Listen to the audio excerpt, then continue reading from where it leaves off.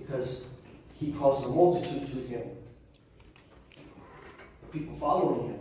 He's not talking to the scribes no more. Because the scribes are being judged. Because they knew, and the Pharisees, they knew the law. He's talking to us.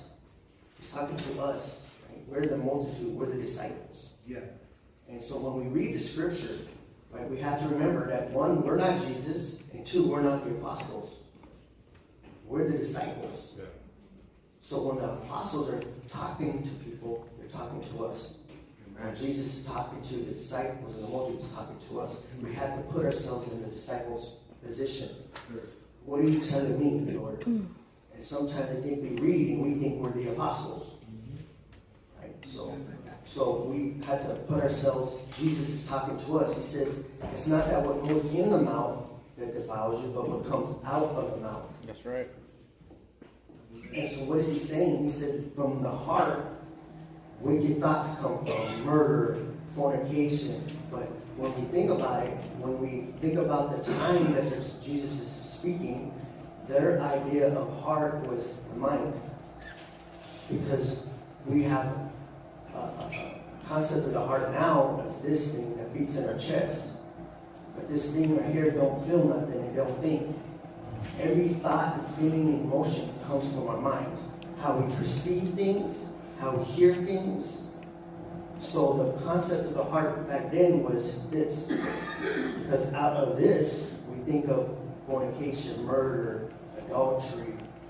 Right? We gossip. And that's what I want to talk about.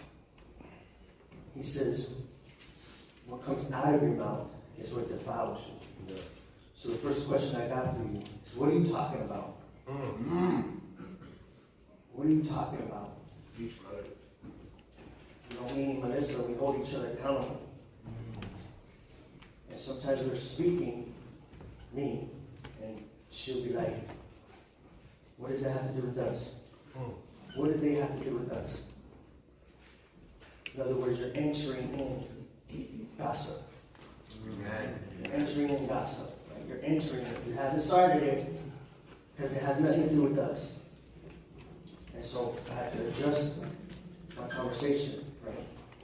So this was about adjustment. It's about holding each other accountable. It's about love and doing it with the spirit of gentleness, right? And to remind ourselves that you're about to cross a line, right? It's not about judgment. It's not about knocking each other down. It's about edifying each other and walking according so that we're walking evenly